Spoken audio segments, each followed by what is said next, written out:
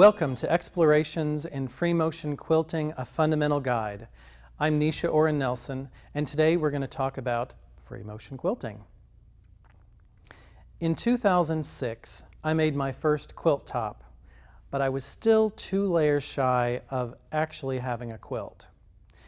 And I didn't know how to quilt. I didn't know how to free motion quilt, or I didn't know anything about it. But I did remember that my sewing machine came with a walking foot. So I used that and I stitched, bound, and finished my first quilt. And it was very exciting. I finished my first quilt. But I wasn't so happy with just straight lines. So I set out on a journey to learn how to free motion quilt. And it started out that I would make a quilt top. I'd go find some continuous line patterns. I would learn how to do those and put them on the quilt. And I did this for several quilts, but then I only knew a handful of patterns. And it seemed like a very inefficient way to learn how to free motion quilt. But it occurred to me that there are only a few fundamental marks in pattern making or art or anything. Everything boils down to just a few simple marks. So learning those marks and how to make them on my sewing machine gave me the skills to quilt anything that I wanted to, which is exactly what we're going to do here in this video. So we're going to learn how to make those elemental marks on your sewing machine so that you have the tools to free motion quilt. Now, I'd like to suggest how to use this video. Watch the video 3 times. The first time, just sit wherever it is that you watch television and just watch the video from beginning to end. The second time, watch the video, and as you're watching and I am at the sewing machine, moving my hands and actually quilting, you move your hands right along with me. Now I know this might seem a little silly, but it's going to start to familiarize yourself with the movements and build what's called muscle memory.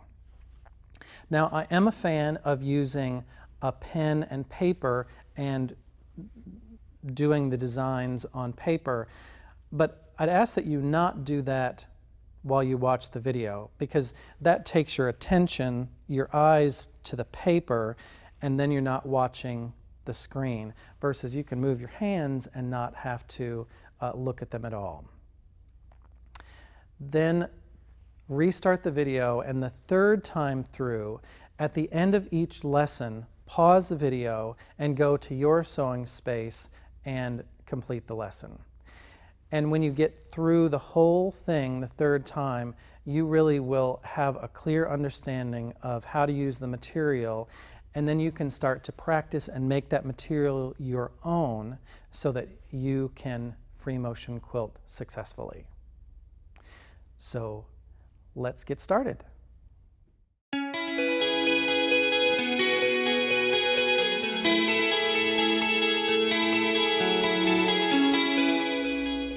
All right, before we have lesson 1, we actually have lesson 0, because there are some things that we need to manage before we start quilting. And I think it's an important strategy to manage the things that we can actually manage. So skill is one of those things that we develop over time.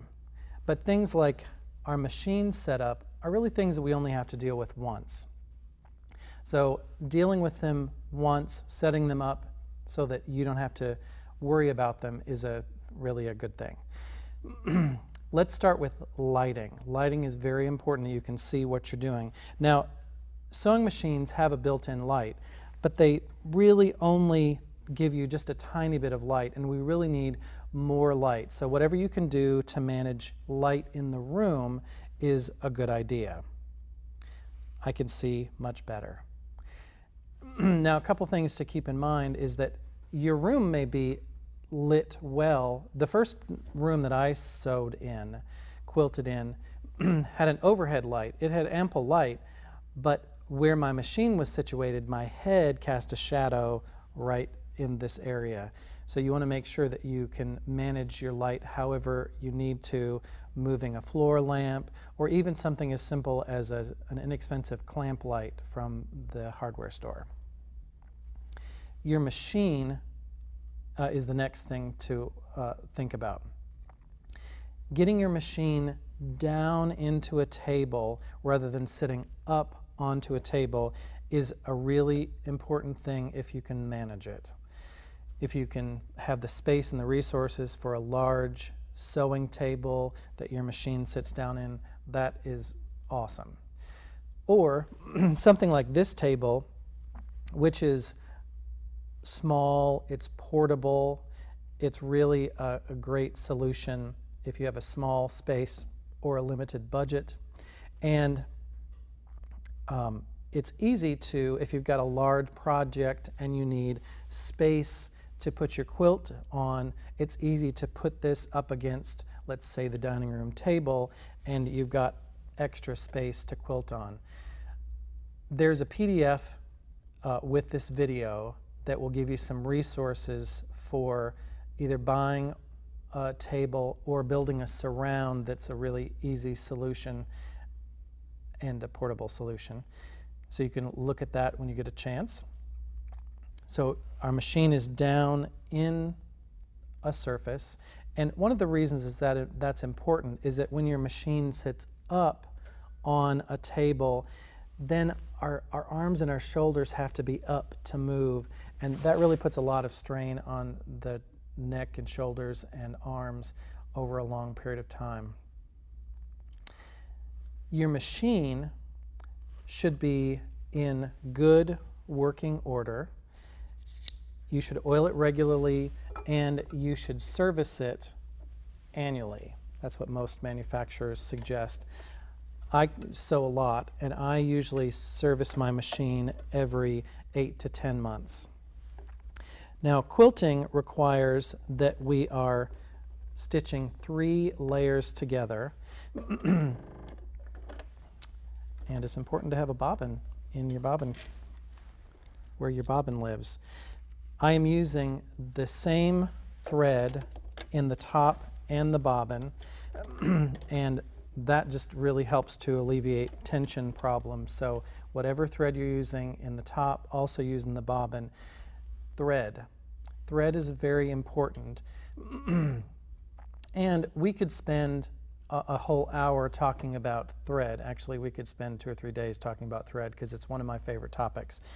But for our purposes, we're really only concerned with a good quality thread that has a high contrast to our fabric. High quality thread. A spool of thread isn't that expensive, and thread does have a shelf life. So if you have thread that's sitting on a shelf for several years, it's probably started to degrade, and as you start to use it, it's going to break and not give you a good experience of quilting. So I've got a nice new thread. This happens to be polyester embroidery thread. It's a medium weight. It's got a little bit of sheen. It's a nice strong thread. I like it. Now, your quilt sandwich. We know a quilt sandwich is a front and a back and then some sort of batting. Now, I'm using a solid color fabric. I would encourage you to use a solid fabric. It doesn't matter what color that fabric is, but then you want to find thread that's the highest contrast that you can. So my fabric is light blue. My thread is actually dark purple. It doesn't actually look like a whole lot of color, and it's not important what color either the fabric or the thread are, only that you have a lot of contrast. Because when we are doing these exercises, we want to be able to see the quality of the stitch, the smoothness of the line, when we've got corners and points, how crisp are they, and all of those things show more when you have high contrast. Now, when you go to quilt a quilt, you may want to use blending or matching thread, and that's perfectly fine. And what's great about blending and matching thread is that it doesn't show your stitches as much. So whatever flaws there are in your stitching don't show. That's a very good thing. But we want to see all those things so that we can learn to overcome them when they occur. Now, batting. I have a square of batting, and it happens to be polyester batting. I keep 4 types of batting in my studio because I like variety. For our purposes, it doesn't really matter what kind of batting you're using, but in order to have a quilt, you have to have batting.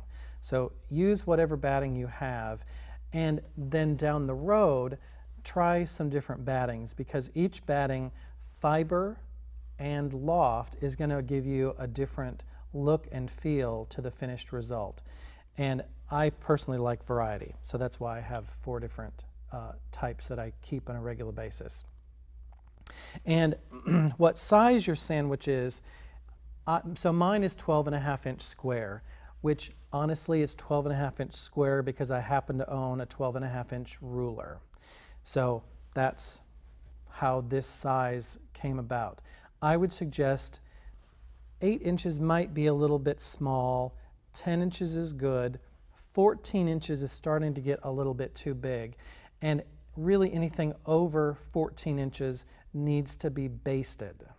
Now, we're also not going to really talk about basting here because we don't need to baste something small. But when you go to quilt, you absolutely need to baste. Basting is what's going to help control all 3 layers, keep your tension from the top to the back even. It's very important for a nice finished result, and it's a step you really don't want to skip. And for our purposes, A, it's small, B, it's a step that we don't need to do because we're really making samples.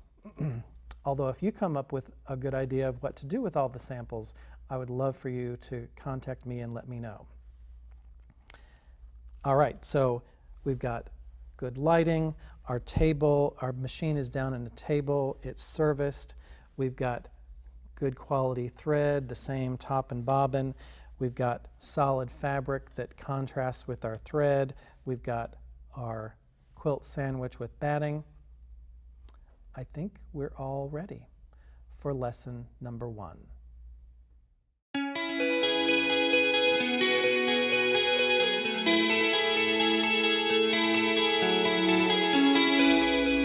All right, lesson number 1. So lesson number 1 is all about the line. Let's talk first about the elemental marks. So the elemental marks are a line, a curving line that comes back the other way, or a circle, orb kind of shape, and a dot.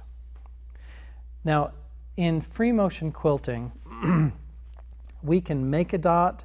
It's probably not the thing that we want to do because we really want continuous line, and a dot is, well, it's a dot. So we're going to focus on these first 4 shapes, and you'll probably notice that it looks like a lowercase l or an I without a dot, a C, an S, and an O. So these are all shapes that you're already familiar with. And in art and pattern making, everything boils down to these 5 basic shapes. And to that, we're going to add a point and a corner, which you'll notice that looks like a V and an uppercase L, also shapes that you're familiar with. So we're going to start with a line. And as we start, we want to take our quilt sandwich and start a couple fingers width away from the edge. I want to point out, your fingers are great tools for measuring because you always have them with you, I hope.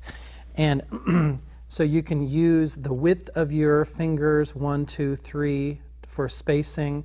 And for most adults, this from the tip of your finger to your first joint is about an inch. And I say it's my inch.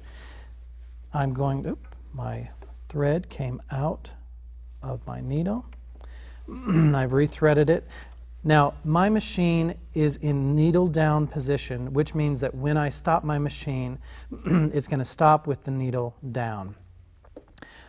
And I'm going to specifically take my needle down and back up, holding on to my top thread, and there comes my bobbin thread right up.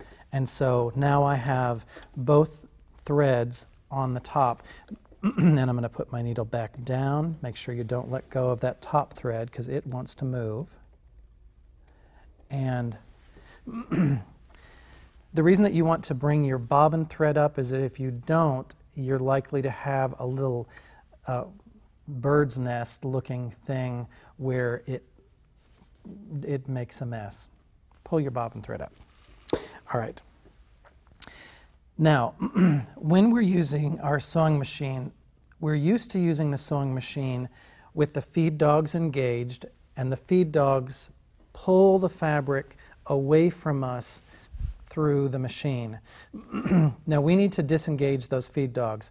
My machine has a button on the side. I just push the button and my feed dogs are disengaged. You may have that kind of button on your machine, or you may need to change out your foot, your sole plate, which is this thing right here, and put a new sole plate on that covers your feed dogs. So one of the two ways will work. If you have any questions, you can contact your dealer and they will not only have an answer, but they will probably sell you a solution.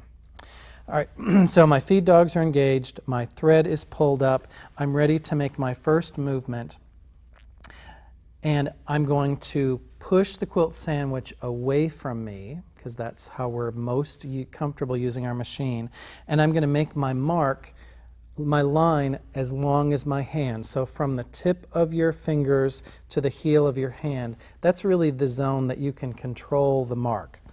All right, I've got my foot on the control. I'm going to take a deep breath, and here we go.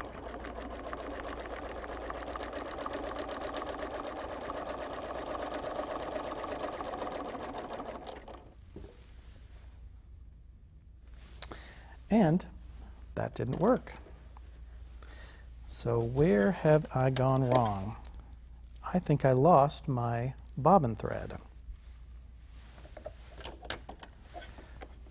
So pulling up this bobbin thread again.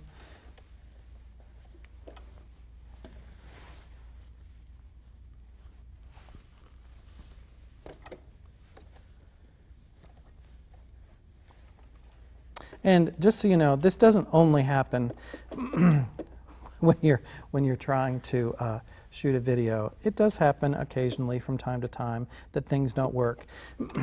And a good thing to remember if you have problems with your machine, the first thing to do, always unthread your machine and rethread it, and usually that will solve any problems. All right, deep breath.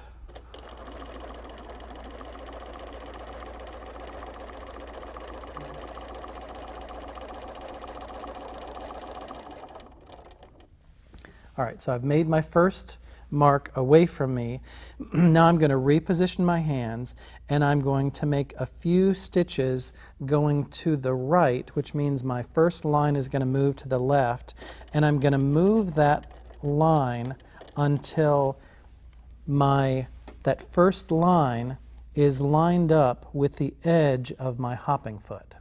So the hopping foot is going to be my guide.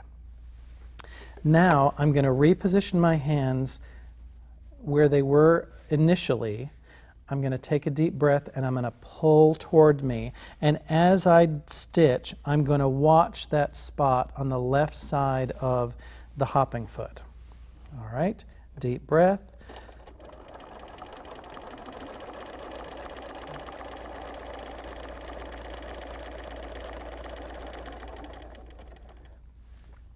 And I'm going to attempt to stop and start at these same spots as I continue to the right. All right, a few stitches to the right. I'm at the edge of my hopping foot. I'm going to reposition my hands, deep breath.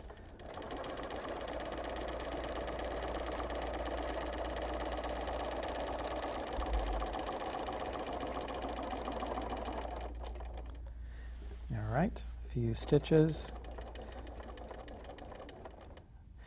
And if you're wondering what the whole deep breath and exhaling is about, if you've ever been anxious, it's probably that your breathing was shallow.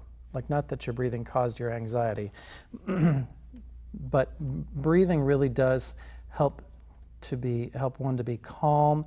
As well, when you're making marks, whether you're making a mark with a paintbrush or a pen or a sewing machine, exhaling as you're making that mark, especially a curved line, will really make a huge difference in the quality of the mark.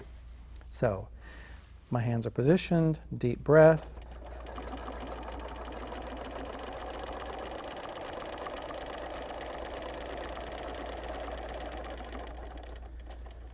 Moving to the right.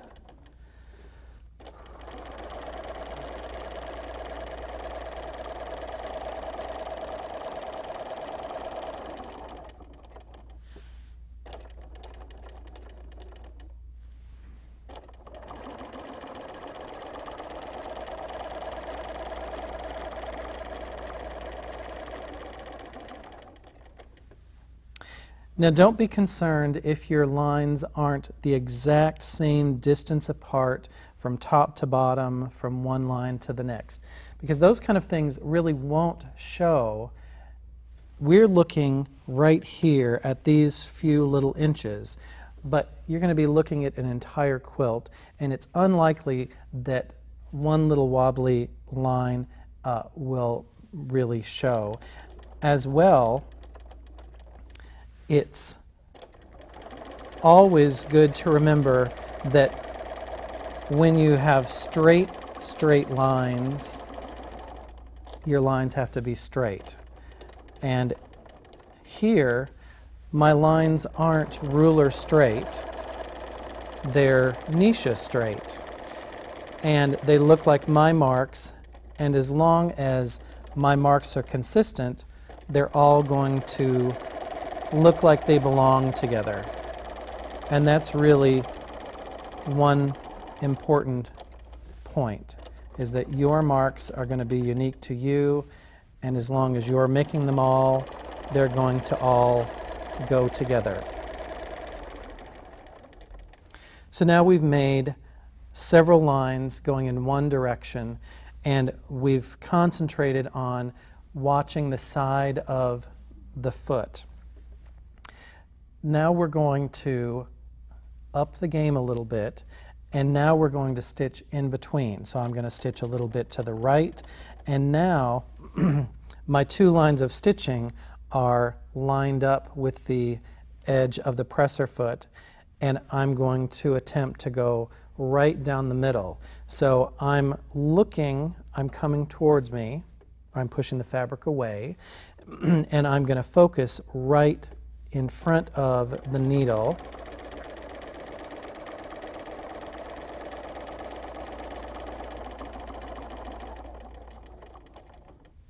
And can you hear the machine slow down? It's important to remember that you control the foot pedal, which means you control how fast or slow your machine is going, and you want your machine and your hands to work in tandem. So the faster your hands move and the slower your needle is going, the longer your stitch will be. And obviously, the faster your machine is going and the slower your hands are going, the smaller your stitch is going to be. I like a stitch that's big enough that it's viewable, but not so big that it's loopy. All right, so now I've come over between the next pair of lines, and I'm going to reposition my hands to the back, and I'm going to pull the quilt sandwich toward me. And this time, because I'm going the opposite direction, I'm going to be focused on actually the space behind the needle. So I want to look right back here at this space, and I can see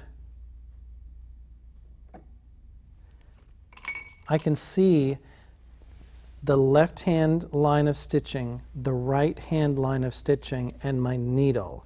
And so what I'm going to try to do is keep all of those as parallel as I can. And remember, this is a skill, and the more you do it, the easier it will become. Deep breath.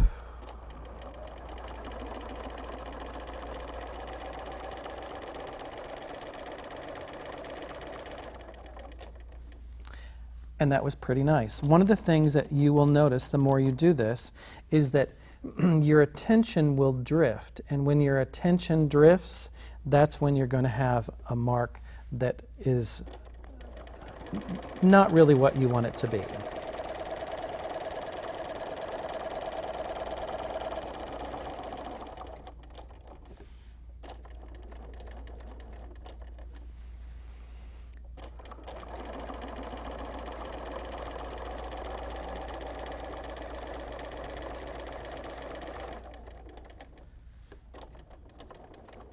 If you're wondering, yes, this is my normal speed of quilting. I'm not in a hurry. I want to make a nice mark.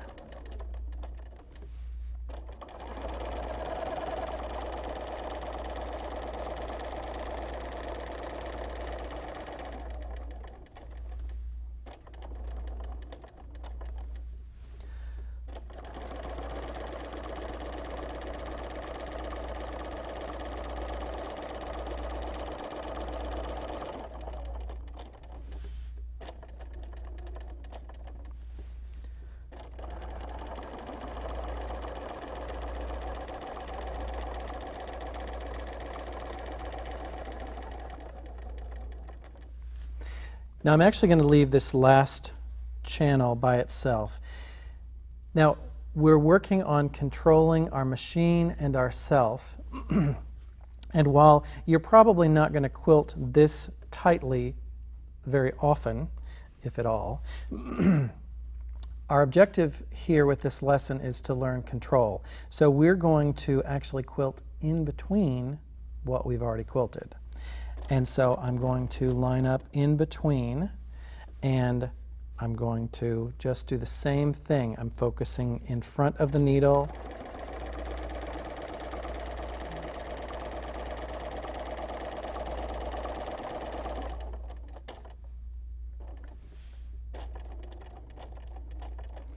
And this is really where you're going to find your breath comes in very handy.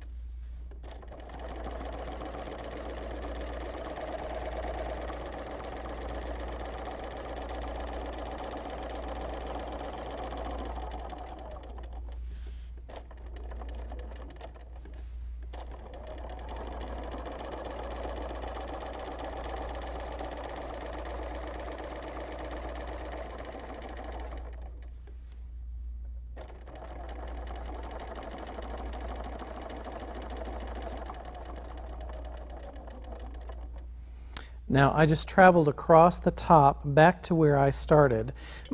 I'm going to raise my needle up, push my quilt sandwich behind me, grab this thread, pull the quilt back, and then with the hand crank I'm going to pull the needle or push the needle down and back up until that take-up lever is all the way to the top, and there's my bobbin thread. And I'm going to clip my threads and actually tie off my beginning and ending. And I'm a big fan of knotting because it's the most secure, and it also allows you to stop and start anywhere that you want and not have to stop on a seam or on the outside. And I use this little hook and a large eye needle, and you just stick the hook in the needle, and there my needle is threaded. I have a little magnet up here on the top of my machine so that they are just always right there. And then I'm going to put my needle in where my threads are coming out and push the needle through the quilt sandwich and hopefully go through at least one line of stitching. And I always flip it over and make sure that I haven't come out the other side so that everything is in the quilt sandwich, which is the objective. And pull that through, give it a little tug. Sometimes you can hear the knot pop underneath the surface, and there my ends are all tidy and neat.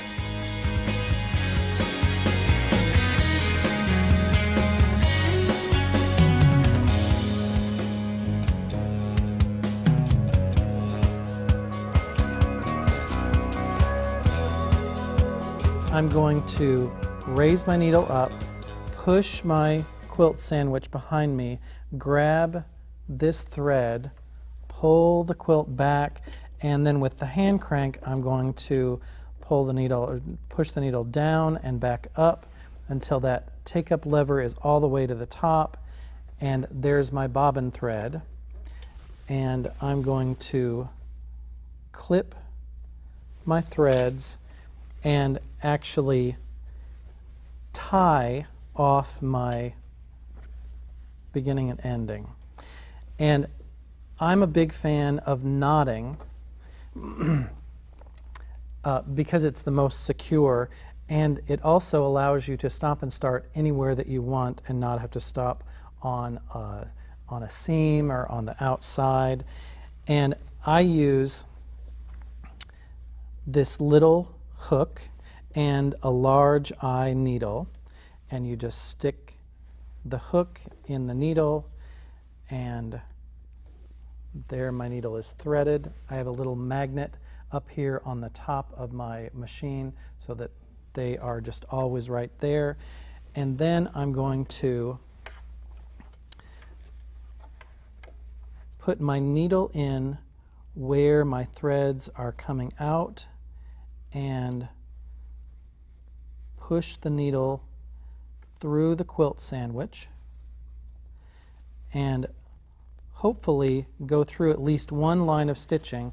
And I always flip it over and make sure that I haven't come out the other side so that everything is in the quilt sandwich, which is the objective.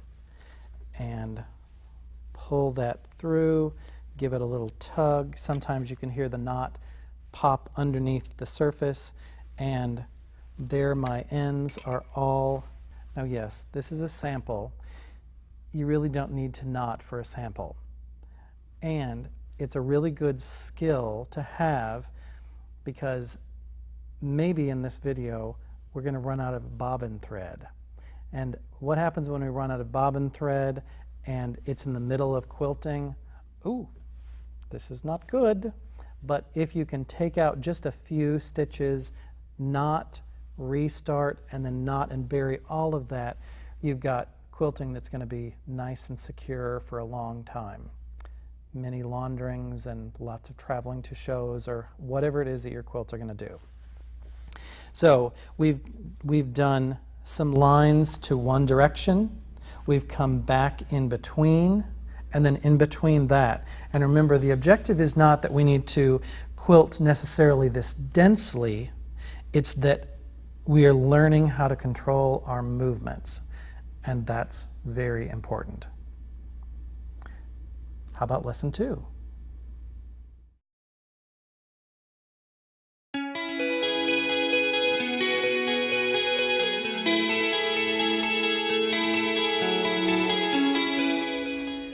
So we finished lesson 1 and did lines. Now we're going to move to the S shape. So we're going to take our line and make it undulate a bit.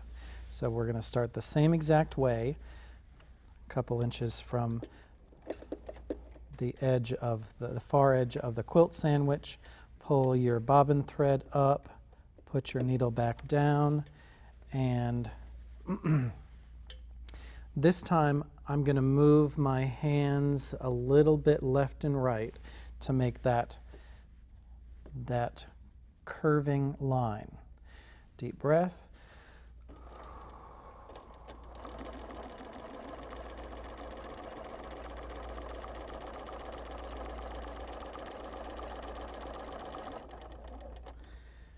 And then move my hands, stitch to the right or the left.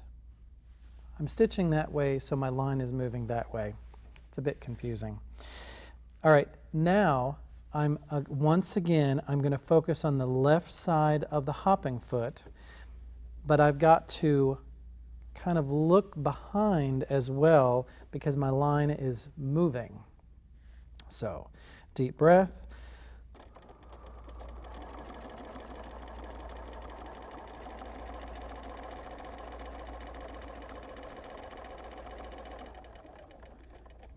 And stop and move to the left. Now this is where you're going to really start to see when you're focused on the mark that you're making or you're focused somewhere else. Because when you look at that line that you've just completed, you'll see how that spacing is even or not. And if your focus is somewhere else, the laundry, dinner, those papers that you've got to finish at work, your line is not going to be a nice line and your spacing is going to be off. So bring your attention to just the mark you're making. Deep breath.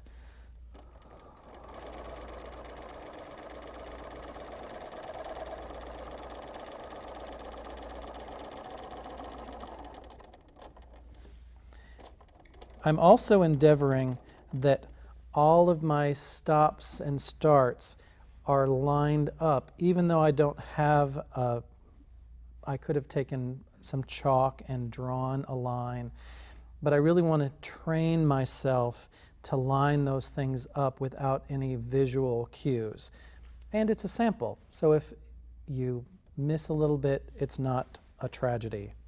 The Quilt Museum is not waiting for this sample. Deep breath.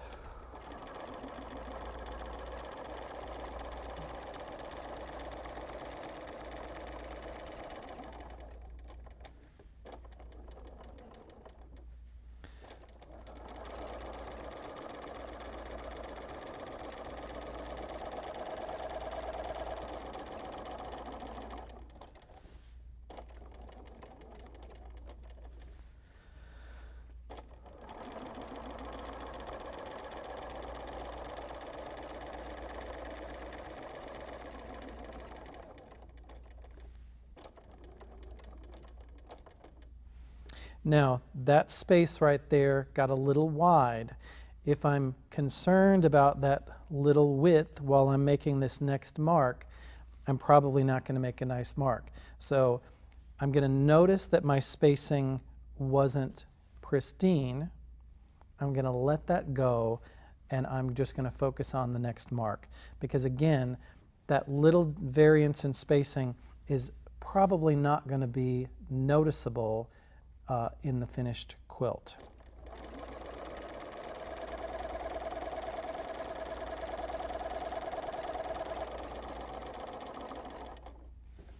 In addition to your breath, as you're working, make sure that you're aware of the rest of your body. Are your shoulders down and relaxed?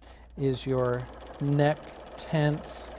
If you're holding tension somewhere, what can you do to release that tension?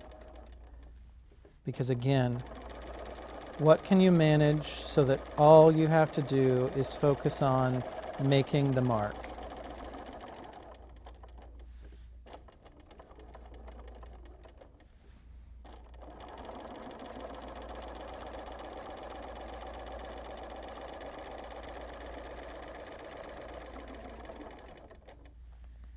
All right, so now just like we did before, we're going to go back in between our marks. And our focus is just the same, that we're focusing in front of the needle and breathing and moving with the mark.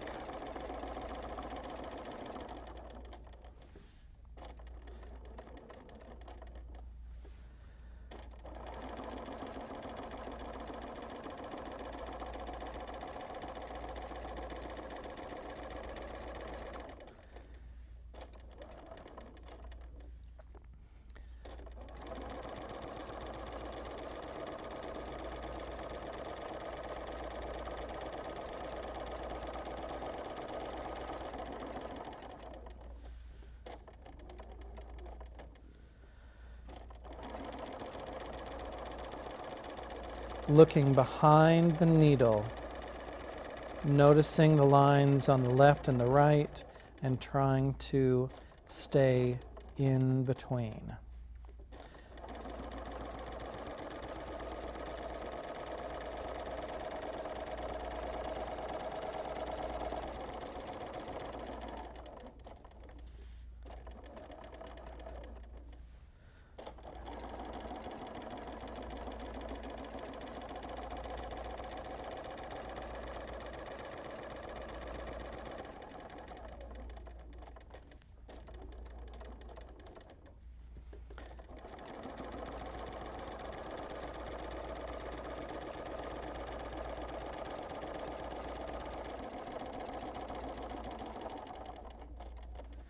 Now this business of actually pausing, so I've come to the end of my mark and I'm now traveling to the left.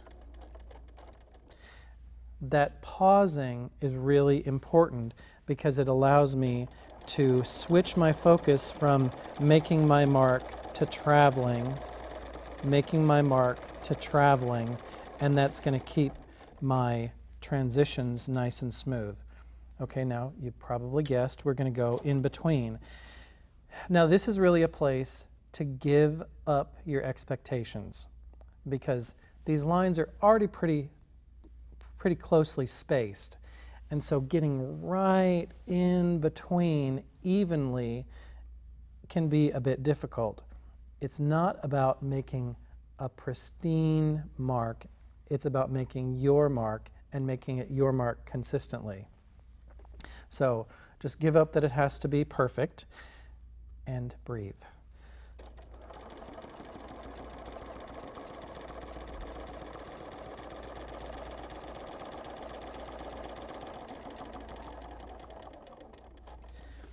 And you might think that going very slowly is going to make it easier. It's actually the reverse, that slowing way down doesn't actually give you the control that you want. And see right there, my lines are touching because I'm talking and I'm not focused just on my mark.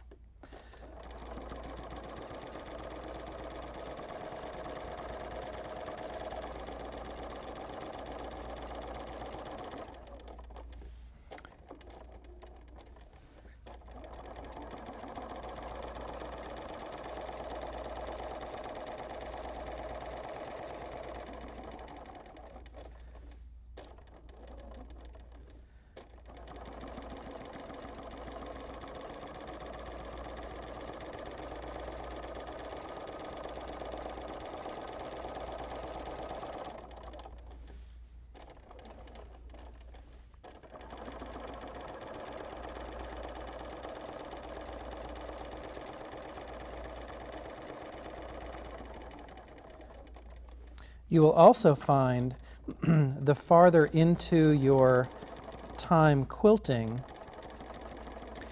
that you have more control. And that's because you're already warmed up,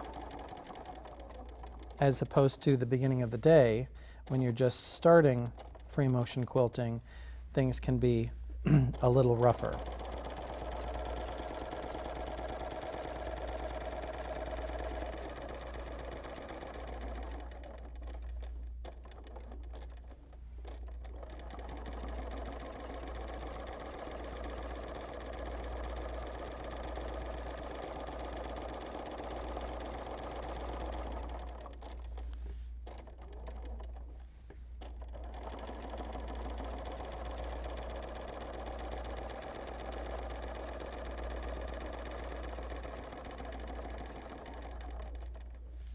See, my focus shifted off of my mark and it went wayward. But you can see that there's a nice consistency of the marks, even where up here they're a little less consistent.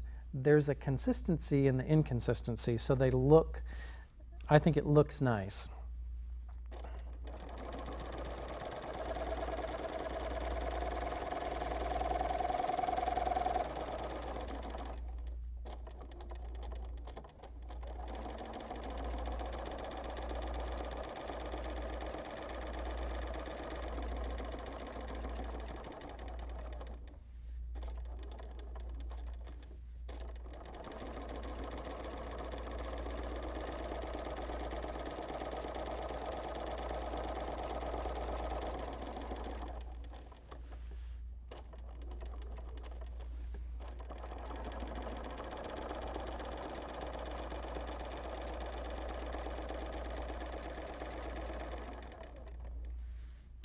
All right.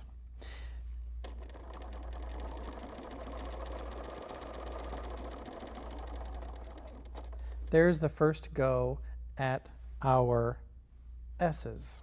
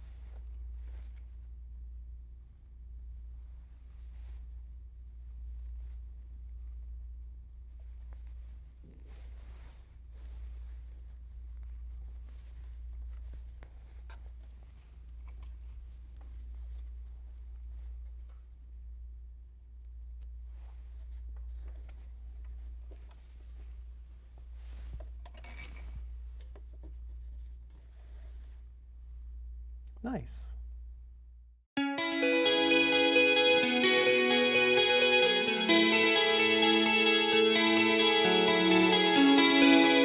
Lesson number 3. So in the first 2 lessons we used a line and a curving line. Now we're going to turn our attention to the C and the S. And the first thing that we need to do, we're going to work with the O or the circle first. And I use the word circle a little reluctantly because there's this sense that when we say a circle that you have to get a compass out and there's this perfect thing that is a circle. And that's not what we're talking about. We're talking about something that's more circular, adjacent, orby. When you make an O when you're writing, it's probably not a circle. That's what we're talking about. And to start this lesson, we're going to first make a line.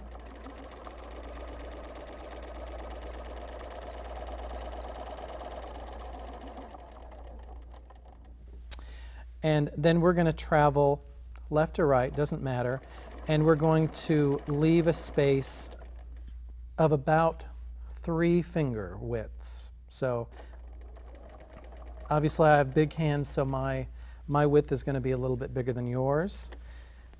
I'm going to reposition my hands here, take a breath, and go back to the top.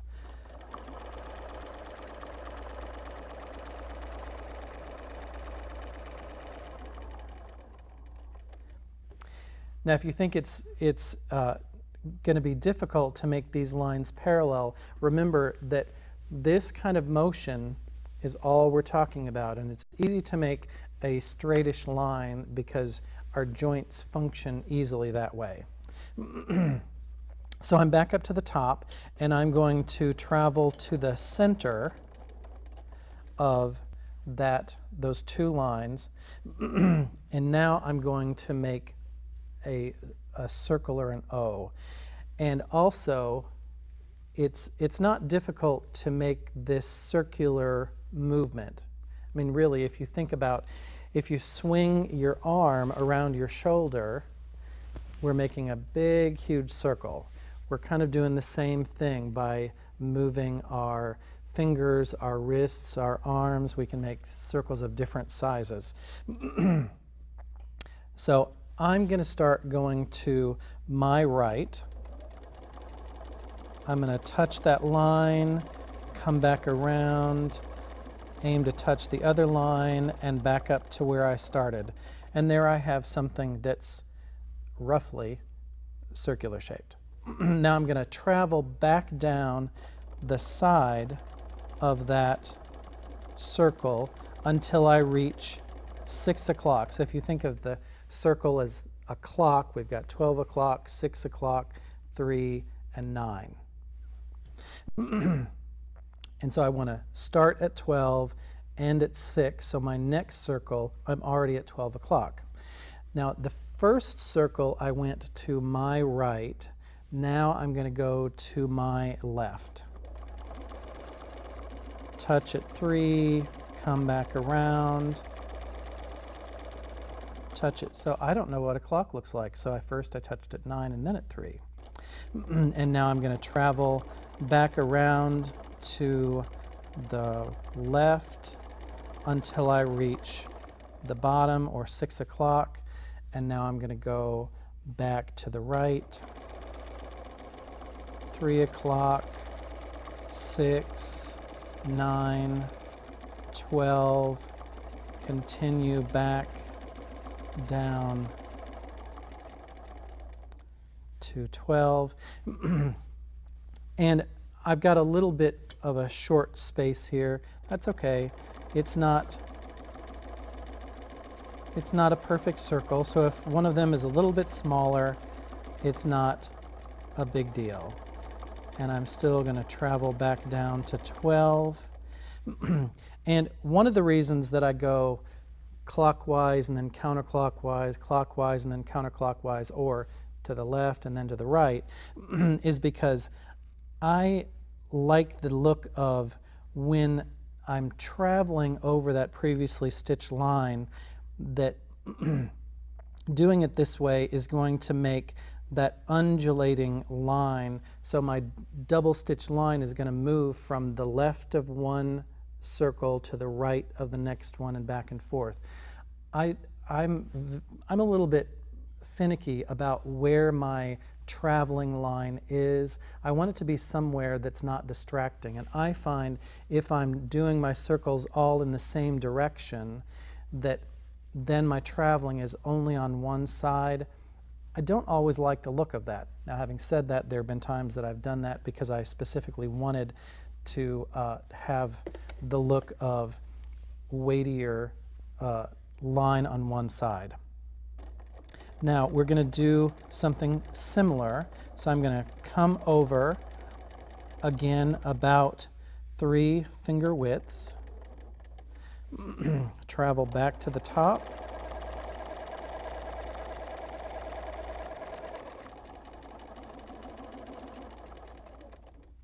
Now I've come back to the center and I'm going to do circles again. This time I'm only doing circles in one direction and I'm going to make them tighter. So I'm going to start off to my left, come around,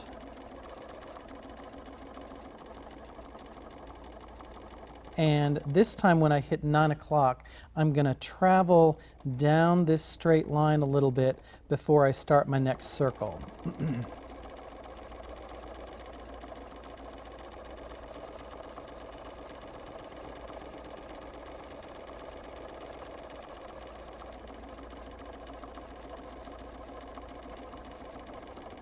Now my objective has changed a little bit, so I'm using my hopping foot to try and gauge my distance at 12 o'clock and 6 o'clock.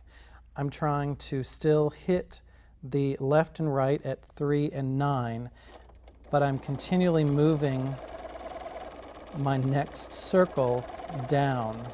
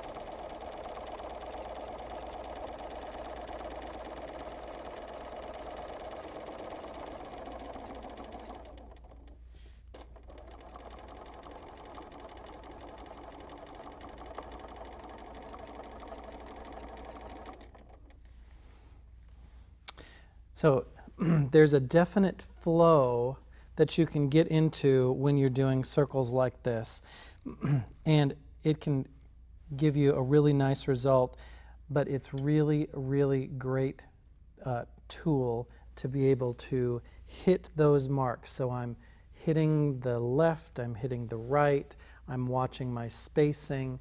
So I'm focusing on a few different things at once, which is the reason that this is not lesson 1, because it's definitely something that you are working your way up to. And remember that the first time you do circles, they're probably not going to look terrible. They may look good. And if they don't look good, you're just beginning. All right, C's. Now we're going to do the same kind of spacing. Back up to the beginning or the top.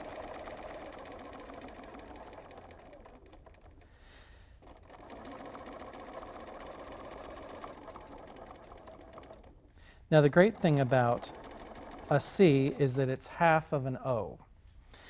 So I'm going to start on the left and I'm going to arch to the top, back to the right. I'm going to travel and then I'm going to come back to the right or to the left, travel, watching my spacing, trying to also watch the angle that I'm coming, that curve is coming into the side. I really want to try and keep that angle the same.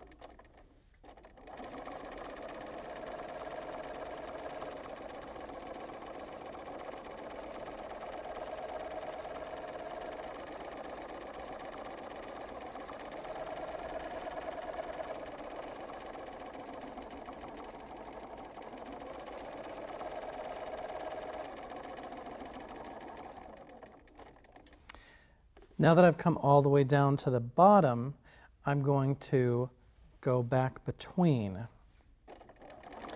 And remember, the objective is to gain muscle memory, not to make beautiful marks every single time.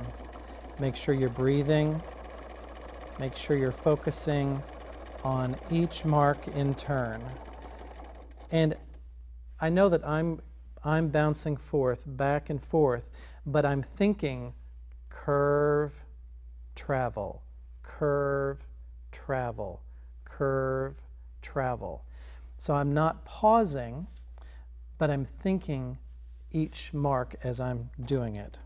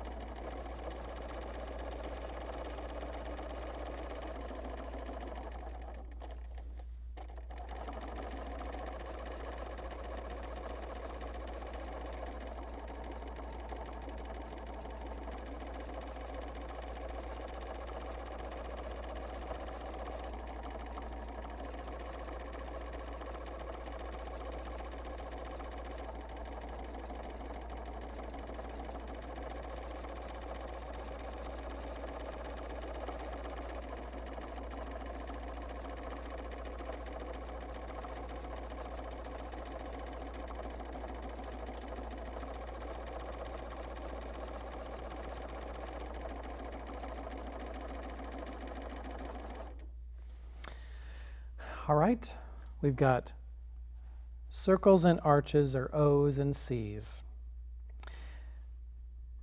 Now we need to go to the next lesson, which is points and corners.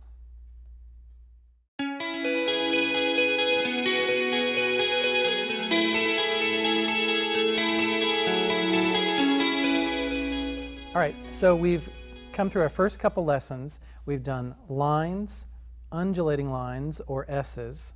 We've done circles, or O's, and C's. Now it's time for points and corners.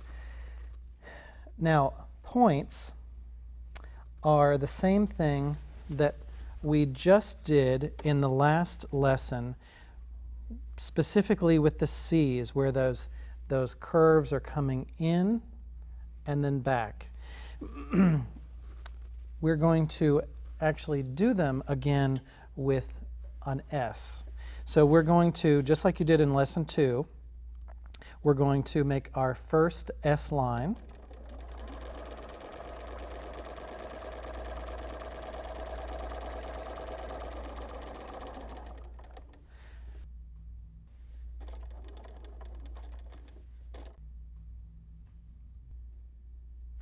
Travel back. And this time I'm not as concerned about the distance between my lines, and I'm not going to travel over. I'm going to give one stitch in place and then move and come back the other way. Now every time I'm stopping, I'm actually doing a couple stitches in place. Now you have to be careful to not do too many stitches in one spot, or you're going to get a buildup of thread, particularly on the back, that's going to look like a knot. It's not the most attractive thing. All right, so this last line I only went halfway, so now as I come back to the bottom, I'm going to make a much more extreme curve.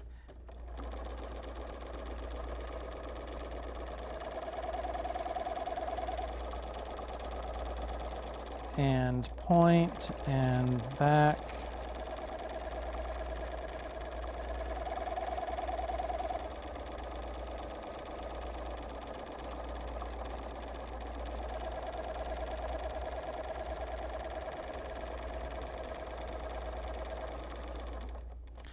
So all of the same things apply.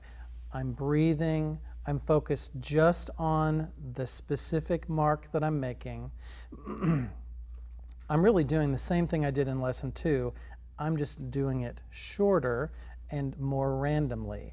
And I'm less concerned about the spacing between the lines, because one of the things that's really fun about this kind of undulating line is when those spaces do vary, it really gives a lot of life and movement to the quilting.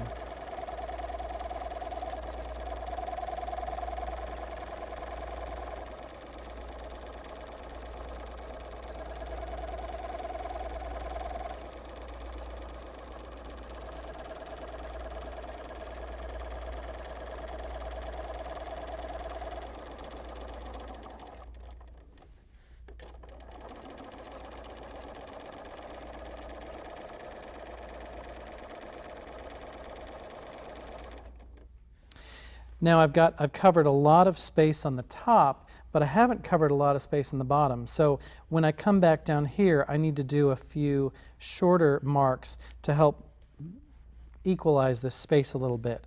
And that's one thing that you want to pay attention to, is as you're quilting, keeping in mind for the whole result and not just the individual thing.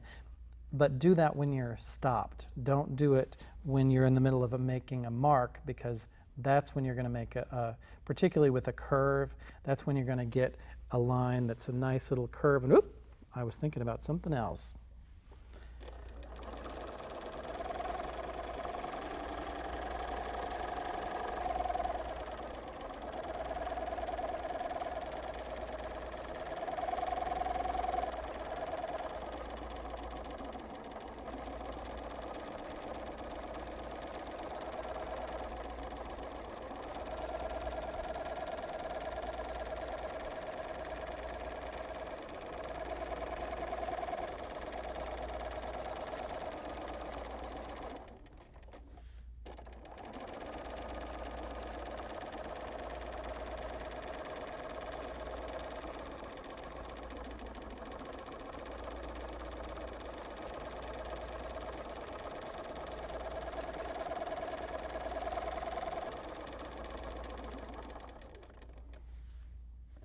So points. Points are really just a matter of coming to the end of a line, a little extra stitch, and then going off in a different direction.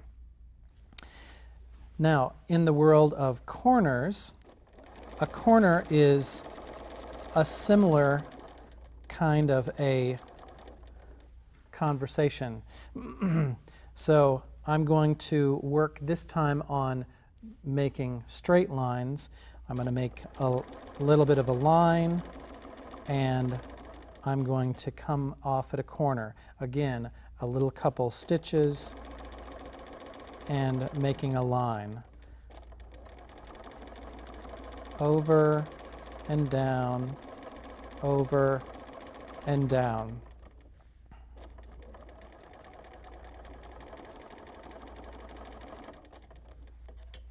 Now, I can feel that because I've got so much quilt to the left or the right of my needle, that I can feel the resistance as the quilt is coming up against my machine. So I'm going to fold back my quilt sandwich so that I don't have that issue. And again, breathe.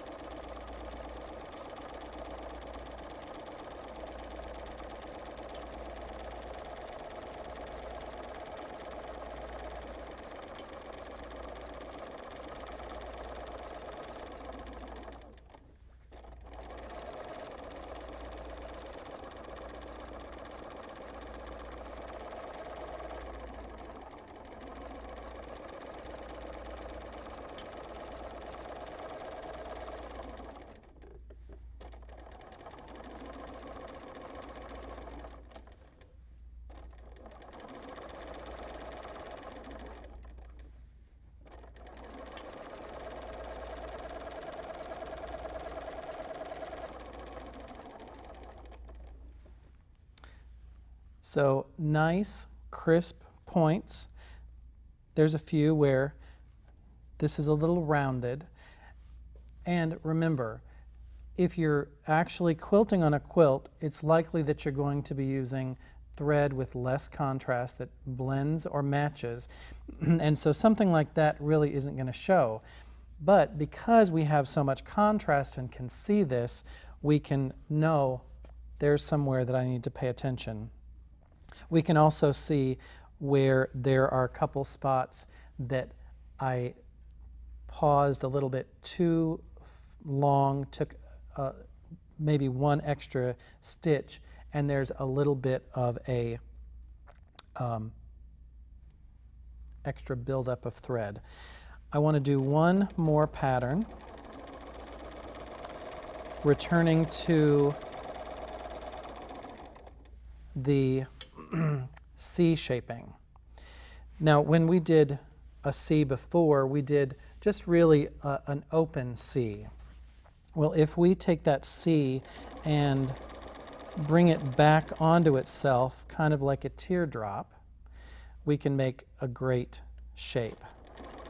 And what if I come back once and come back twice, repeating that shape, I can get a really nice effect. I particularly like how it leaves dimension in the center, and these tighter lines compact the batting a little bit more and really shows off the texture of the batting. I'm going to do a C as if there was one tucked underneath, and come back around, and another.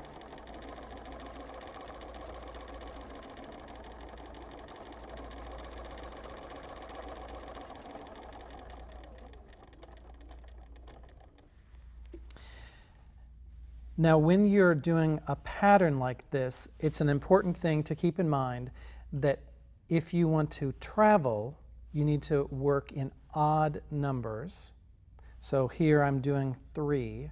So I'm going 1, 2, 3. I'm going still that direction, versus if I go 1, 2, I've not moved anywhere. So if you are looking to travel, do multiples of 3s, 5s, 7s. If you're looking to come back where you started, you want to do even numbers, so 2, 4, 6. All right. So like this, if I want to come back to the left, I do 1, 2, and I'm on the same side that I just started. So that's an important thing to know about traveling or not traveling. Now, another pattern that is nice is using O's in together with each other. So if I make one circle and then put some more circles around,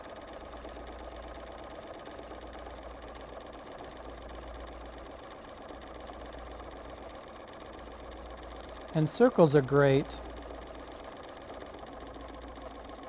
because there are no points, so we can continue to move. But you do need to stop every once in a while, reposition, look where you're going.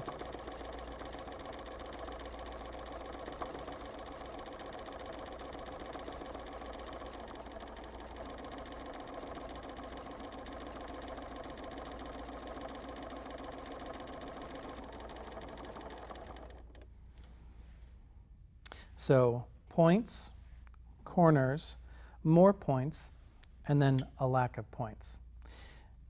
And I really like putting points and lines together with curves because it really, the counterbalance or the contrast between flowing and pointy, organic and geometric really set each other apart. So it's a great way to add focus to your quilt project by putting specific things in various spots so that you can set up the focal point of the quilt.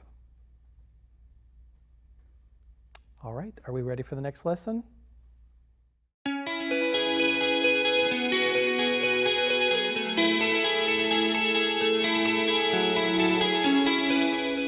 All right, lesson 5. So we've learned the basic elemental marks along with points and corners. Now I want to talk a little bit about practice. So part of what you need to do now is you need to practice. So here we have lesson 1, but I want to show you that I've also done lesson 1, taken it a bit further. So here are basic lines that are evenly spaced. Here we've got those same basic spacing of lines, but here I've gone back in between just every third one, and so that gives a nice repetition of line. Here I have left one alone. The next one I've done a single line. The next one I've done 2 lines, and then 1, and then none. And so that repetition helps to really set up a whole different texture than this. Here I have done my lines in both directions, which gives me a nice grid. I also want to point out that on this sample, the last bit that I did was this square right here. And the reason that I point that out is because I'm really happy with just how evenly spaced these lines are, and they're only that way because I was really focused and I was already warmed up because I had done these other 3 squares first. And this was the first one that I did, and if you really looked closely, the line quality isn't really as great because I wasn't quite warmed up yet. So if you're having an off morning, it could be just the morning, or it could be that you're not warmed up. Here was what we did in lesson 2 with our curves. Here is a sample that I made. So here we have the basic spacing of lines. Here I've got the same spacing of lines, but I've gone back in between with narrower spacing. And here I went back in between with a totally different curve. And so it's the same basic marks, but they make a completely different quality of line or texture. Here I started on this edge, and every curve that I did was kind of like a riff or a variation on the curve before it, so that my spacing is changing and undulating over the surface, and I think that's a really great look. Here was lesson 3, and so I have to say C's are something that I personally struggle with, so I do a lot more sampling of this. So this was a little warm-up that I did, and here I made this line undulating. I did my circles to correspond with that undulating line, and when I did my C's, I did the same thing. They're straight on this side, but they're all responding to that curve there. And again, I was paying attention to that angle coming into and off of that curve. And I did this to warm up before I did this sample or practice. And you don't have to just do grids of one particular mark. Here I've done something more like a whole cloth quilt, where I've done circles and C's and circles and C's, and even my flower is a circle and a shallow C that comes to a point with another C on the other side going back to the circle. So it's nothing more than circles and C's, O's and C's, but it was a little bit more engaging to complete. So it's important that you practice, because you've heard before, practice makes perfect. Well, so if you're practicing incorrectly, you're going to develop a habit that's incorrect. This may not be the best thing. And if you're a brand new quilter, be thankful you have no bad habits to break. So really pay attention that your habits are really pristine. And quilting will be much more fun. If you're already an established quilter and you realize that you have some bad habits, well, then there's some work to do to try to overcome those bad habits. But I know that you can do it. It's also important to critique your work. Now, when I'm talking about critiquing, I'm not talking about making yourself feel bad. One of the things, so C's are not my favorite. And one of the things that I get hung up on is as I'm coming around, my C's don't stay terribly consistent, particularly when I'm not warmed up. And so there's a tendency to, I make a C, I'm pausing, and I'm looking at that C in relation to the one before it, and I think, ugh, I am so bad at this. Well, no, I'm not bad at it. I made one mark that I didn't really like. But noticing that there's a mark that you didn't really like means that you can now make another mark that you do like. So critique your work in the respect that you're looking at each mark after you're doing it and asking yourself, do I really like that mark? Can I do it better? And if you can do it better, then make the next mark and make it a little better. And also you want to look at the overall of how do things relate to each other. Am I keeping the quality of my line consistent over the entire surface? And that's one thing that's good about a sample like this, is how consistent is the line quality over the whole surface and from mark to mark and pattern to pattern. So look with a critical eye, but really making yourself wrong is completely optional. All right, so there we've talked about practicing. So go forth and practice. But we're not quite done. Stay tuned for the next lesson.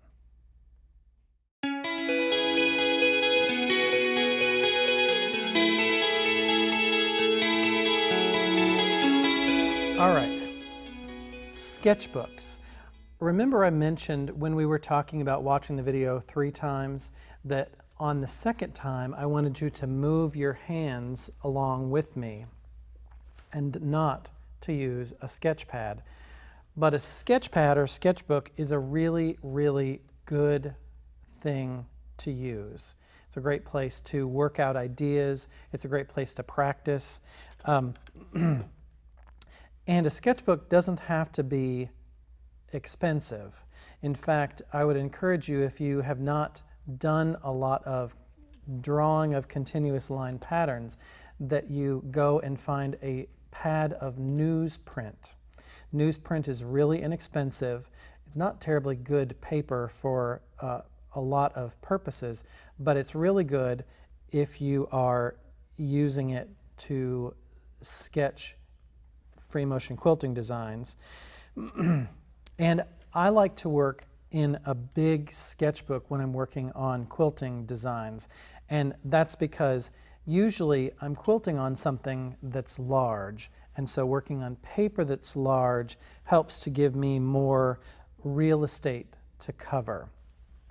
I also like to use a marker, a felt tip. Doesn't have to be anything particularly fancy, but I like a marker that has a nice broad tip, which is funny because my favorite thread is really thin silk thread, but I actually prefer in my sketchbook to work with a wide marker so I can really see my marks. The same reason that we are using a high contrast thread and fabric combination in our exercises.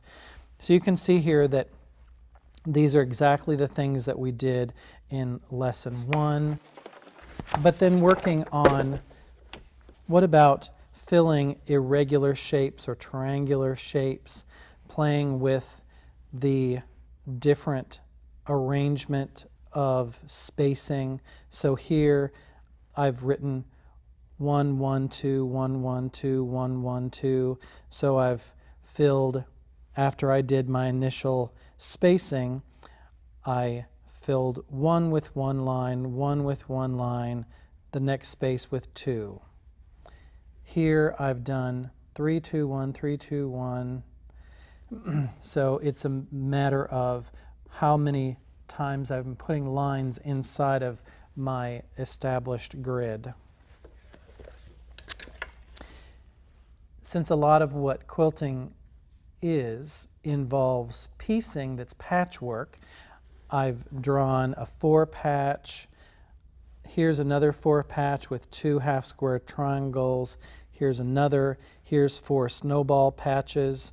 And just playing with a single mark, the line, and trying different things. So here I've done the same configuration of lines, but I've changed the direction in each of the patches. Here I've got a stagnant line, but I've changed direction in these 2 triangles. And there were some things I didn't love about this spacing, so I tried it again and wasn't really much happier. But it's just a piece of paper, so it's fine. All right. Again, keeping things simple.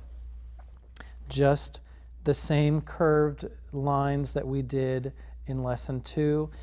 And here I went back and I filled some of these spaces with even more lines. And so it starts to give a totally different look than here where it's all about these long curving lines.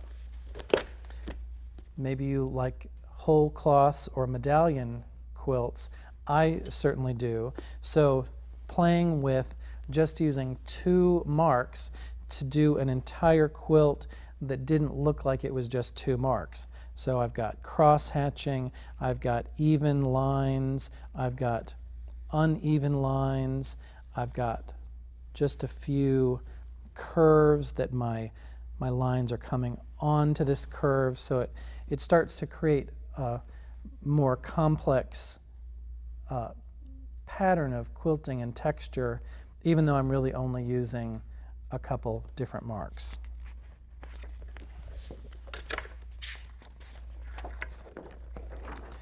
Here's more playing with those same snowball blocks, half square triangles, 4 patches with curves. So just really, it's easy to sit maybe in front of the television at night with the family and just play around and see what can you create by using 1 mark by itself, or maybe just randomly pick 2 marks. What happens if you try to put lines and C's together, or C's and points, and just play that way? Because the more familiar you get with making those marks, the easier your quilting will be to execute, and the more enjoyable the process will be to you.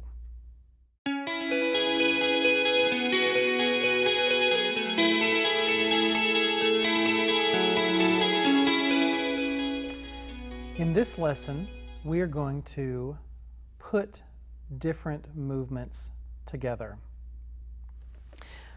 I'm going to quilt first something very simple, which is a feather.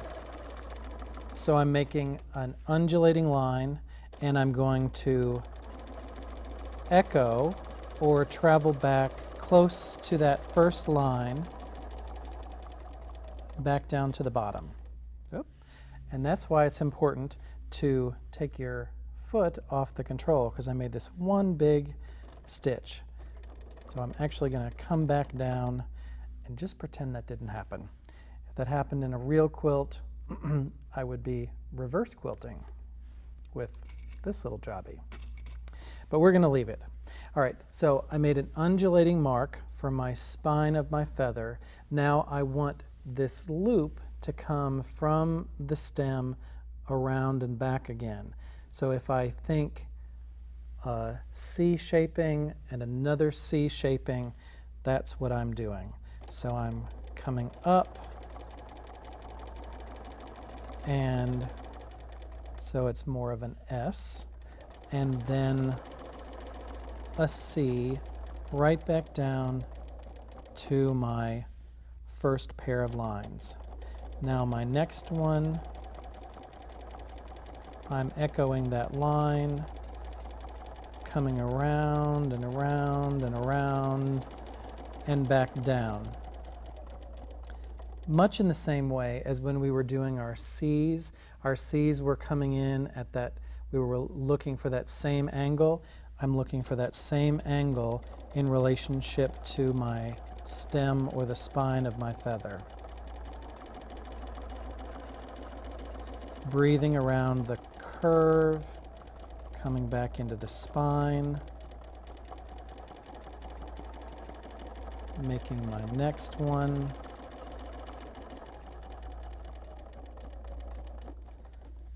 keeping my speed under control, whatever I need to do, fast or slower, to make a smooth mark, that's what I want to do.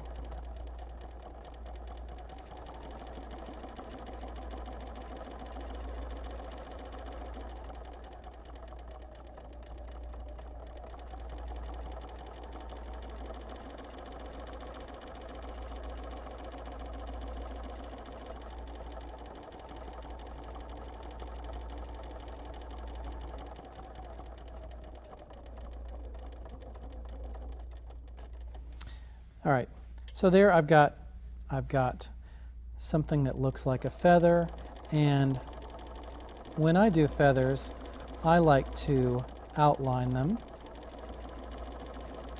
I think it just really helps to set them apart.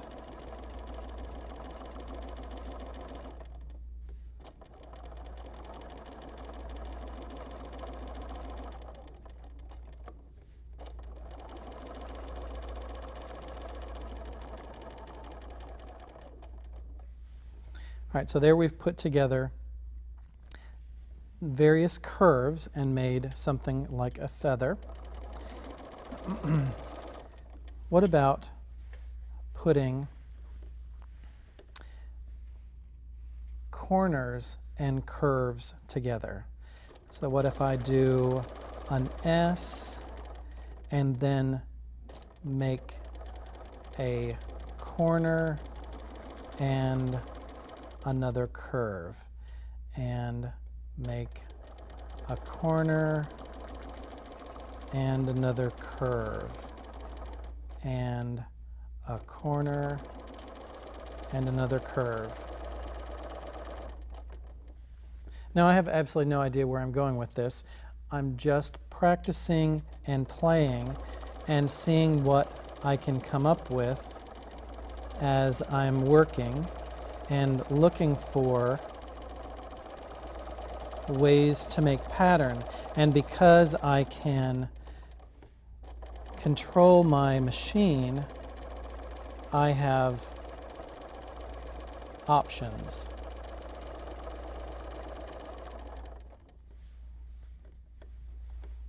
So there I've got something that looks kind of thorny by combining curves and corners. And if you're ever wondering what to do, echoing or outlining is a great way to go.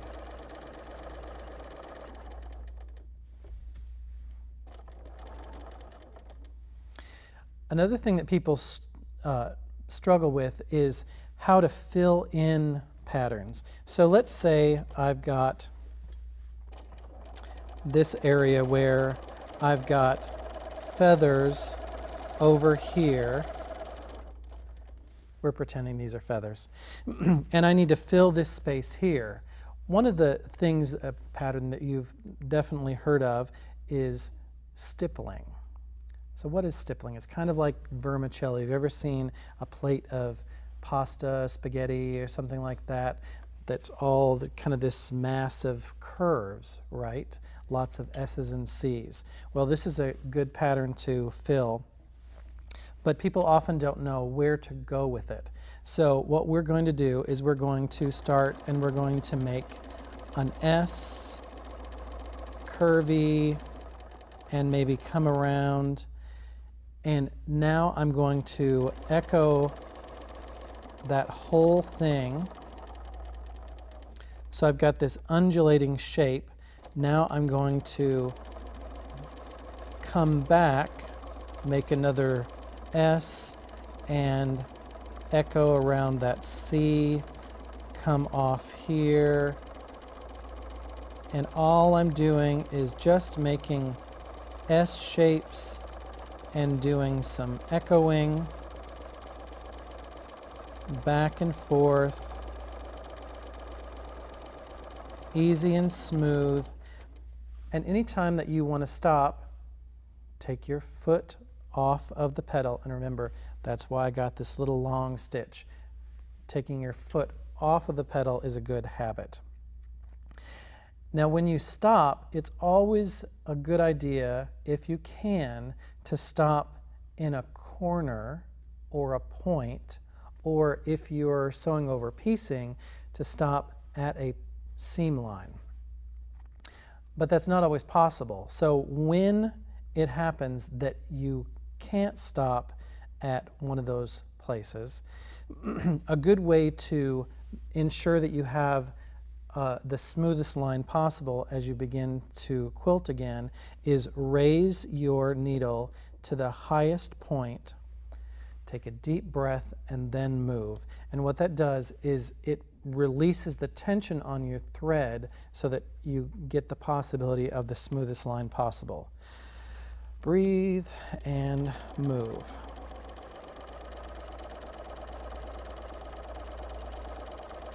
And I don't really have any plan for where this quilting is going. I'm just kind of letting things flow and work and move, concentrating on what is the line that I'm trying to make, where do I need to go next, pausing when I need to, raising that needle, breathing, and moving.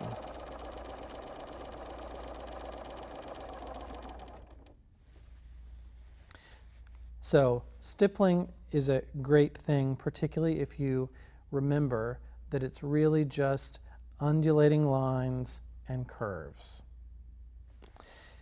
There really is an endless way to put all of these elemental marks together. And you need to practice the elemental marks so that you get comfortable with making them individually, and then practice putting them together. And you will have a great time free motion quilting.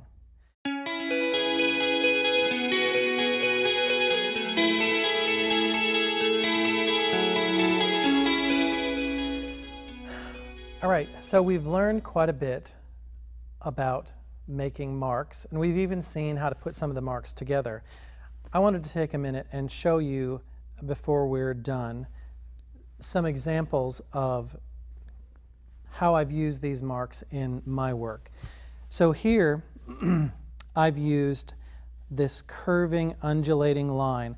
I had dyed this piece of fabric, and my attempt was to follow kind of this mark here and outline it, and I did that by just kind of following the edge of the dyed pattern, and then I echoed it with 4 other colors of thread, and obviously circles. And I've made kind of a band of larger circles and put smaller circles on either side of it. But again, just simple circles. C's. So if you think about a spiral as a C that follows itself and gets a little smaller, just doing, I spiraled in and then spiraled out and just did a grid of these spirals on this little wall quilt. Here's another piece that I die printed, and it wasn't quite big enough, so I tacked on a piece of solid colored fabric, and then in order to marry the two, I took my quilting motifs right over that seamed line. Here you can see I've got straight line quilting, so here in a red, here in a white, here they're radiating from this central circle in a yellow thread. I've also got C's and circles. Here's something that's similar to a feather. So there's really a lot of different things, but again, if you really look for what are those elemental marks, you can find them in almost anything. All right, here is a little lap quilt that specifically I did this V and then came back with C's, and it makes this kind of swag. And because I did it on both sides of this row of circles, it gives a little bit of balance and formality to quilting that's really very not formal. Informal? Yeah. And then the last thing I want to point out is corners. So this quilt top was pieced with a T motif. And I specifically wanted to take that motif and repeat it in the quilting. So I've got all of these short straight lines and corners, and it just repeats all over the background of the quilting. And I've even taken some large T motifs and quilted them into the background, just to reinforce the piecing that I did. So using these elemental marks isn't difficult.